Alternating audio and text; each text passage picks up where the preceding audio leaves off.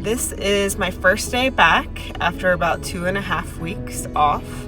I was working from home due to some cough and sore throat, and just to be safe, I wanted to make sure that I was quarantined. And I have to say, I'm a little bit nervous. I think the biggest question I have is, will my office cat Svetlana remember who I am? Her and I have a pretty good relationship, so it'll be interesting to see how she is when I walk into the office. All right, we're going in. Svet! Hi! Do you remember who I am? Yeah? Hi! Hi! It's been a long time. Hi! Yeah. Do you remember me? Hey, I'm back.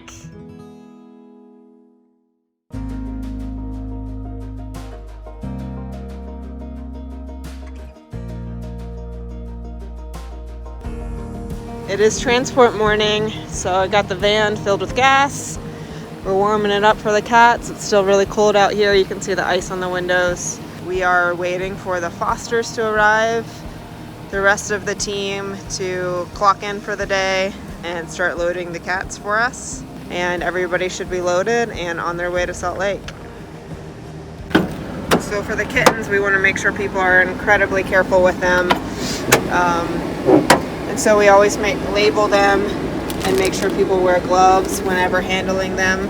We always put them towards the back corner so that we limit any exposure that they may have to anything. Since they are young and fragile, we just want to have as many precautions as possible. And then once they're loaded in here, we'll put a food and water bowl in there for them, with, of course, some like gruel mix of wet food and some formula.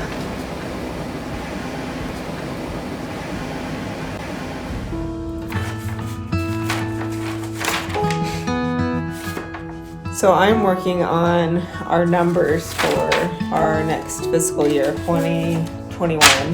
And I have my lovely office mate here keeping me entertained and also ripping my paper apart. As you can tell, I can get a lot of work done having Svetlana in my office. Oftentimes she likes to make phone calls. Her head hits the speaker button just perfectly so that she puts the phone on speakerphone. She's this really sweet girl. She actually came to us from our best friend's Utah location, and they were having a hard time placing her because she can have a little bit of an attitude. Not everybody enjoys that kind of a cat. That actually happens to be one of my favorite kinds of cats, so her and I were a perfect match. We're still trying to find her a permanent home, but until then she's going to be here with me in my office. Are you going to stop now that I started filming?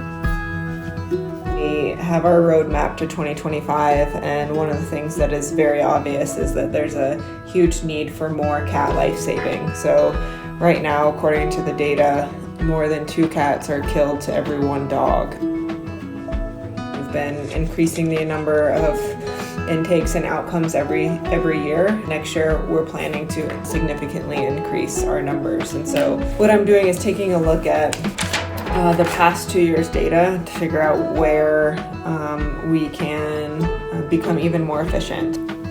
What are you doing in there? That bag is empty. There are no temptations in it. We know that there are states surrounding us that need a lot of help. California is only a drive away, and they're killing the most animals. So how can we help our shelters in California with their cat population? And so right now I'm just kind of doing a lot of planning for the next year.